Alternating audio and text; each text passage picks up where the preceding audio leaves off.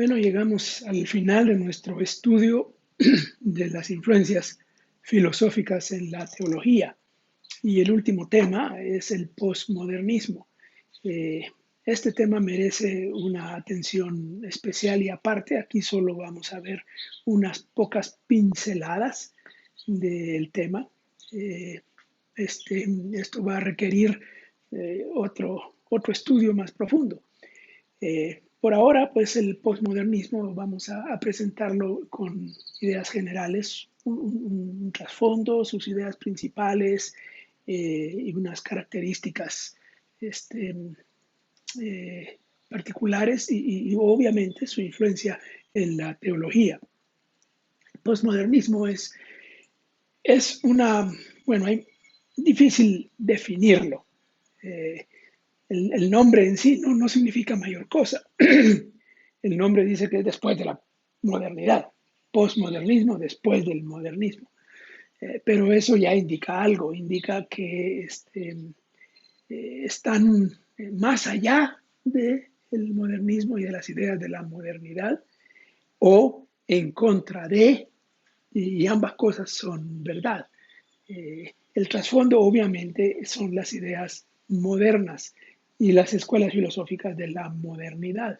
Ya vimos las últimas escuelas filosóficas y la última es el existencialismo, y ahí vimos que hay un enlace entre el existencialismo y el posmodernismo, porque hay un desencanto con la filosofía tradicional, con el flujo de las ideas tradicionales, ese elemento tan lógico, tan frío realmente, tan distante, tan impersonal, que el existencialismo vino a poner su nota, ¿no?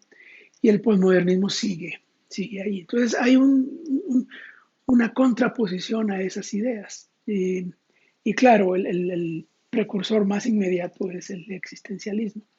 El posmodernismo es algo que se ha dado especialmente en el mundo de las ideas, pero hacemos una distinción entre posmodernismo y posmodernidad. Posmodernismo son las ideas, es la escuela filosófica. Posmodernidad es la cultura que resulta. Es como la modernidad, que es la cultura que resultó de las ideas de las escuelas filosóficas de esa época. Eh, entonces, estamos hablando de una época, sí, pero estamos hablando de unas ideas también. Eh, y en ese sentido, podemos mencionar algunos de los personajes. Eh, el posmodernismo es reciente. En el mundo de las ideas y en el mundo de la historia de las ideas, el posmodernismo es muy reciente. Nació en la segunda mitad del siglo XX. Eh, el primer filósofo al que se le podría considerar posmoderno es el francés Roland Barthes, eh, que, bueno, él murió en 1980, así que por ahí es que va comenzando las ideas. El que populariza lo postmoderno, es decir, el nombre postmoderno, es el canadiense francés Jean-François Lyotard, eh, que es un personaje muy famoso. Eh, pero hay uno que desarrolla lo que conocemos como deconstruccionismo. Vamos a hablar un poco del deconstruccionismo. Jacques Derrida, un francés también, son filósofos franceses. Eh, y luego hay otros filósofos que han influido, Richard Rorty de Estados Unidos y uno de los más populares, Zygmunt Bauman, un polaco radicado en Inglaterra que ha escrito mucho, recientemente fallecido, que además era un crítico también de la posmodernidad. Y el más famoso, o el más popular de todos, es el italiano Gianni Battimo. Él está vivo todavía, da conferencias y todo. Bueno, este, ¿cuáles son las ideas principales del, del posmodernismo? Eh, bueno, pluralismo y diversidad es algo que identifica al posmodernismo y a la cultura posmoderna también. Y en parte eso es una reacción a la uniformidad que la modernidad estaba dando en el mundo de las ciencias, en el mundo social, y como que se rechaza y se pluralismo. Y de hecho es un pluralismo radical en todas las áreas. A nosotros como cristianos nos afecta porque tiene que ver también con el pluralismo religioso.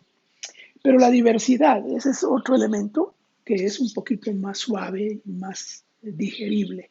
Y en el mundo cristiano se está digiriendo la idea de la diversidad, pensando, por ejemplo, en la unidad de la iglesia, la unidad y la diversidad como algo válido, algo reconocido, y la diversidad en en otras cosas también. Claro, también tiene sus peligros.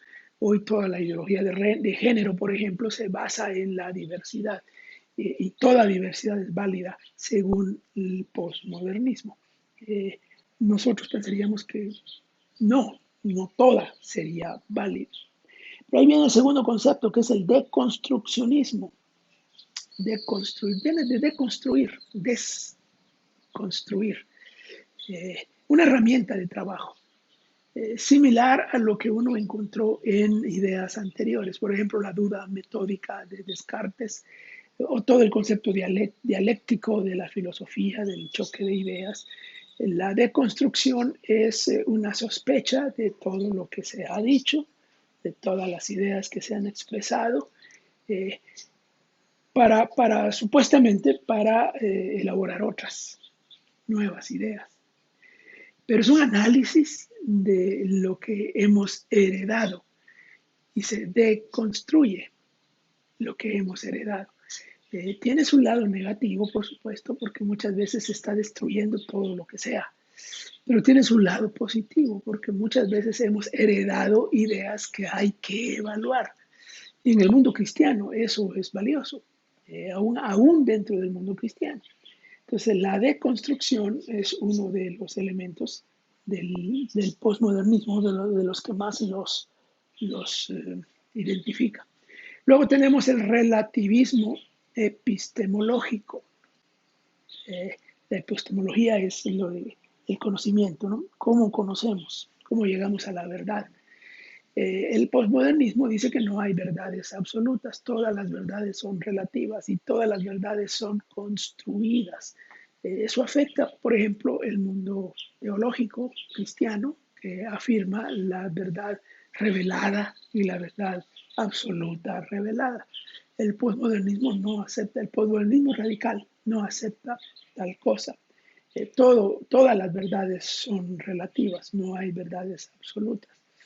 Eh, y entonces hay espacio para eh, la idea de quién sea, de dónde sea, de cómo sea, y pueden convivir juntas, aún verdades opuestas, contrarias. Este es un elemento bastante difícil de asimilar. Otra idea es un énfasis en la persona, en el individuo. Ya eso venía desde el romanticismo, siglo XIX, y el existencialismo en el siglo XX. No tanto lo abstracto de las ideas, la esencia, lo abstracto, sino lo concreto del individuo en sí. Ahí viene el tema de la experiencia individual como válida, como fuente de verdad, y como fuente legítima de la verdad.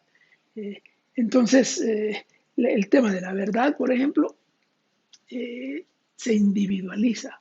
Se habla de mi verdad, pues, y de todas las verdades de todo el mundo.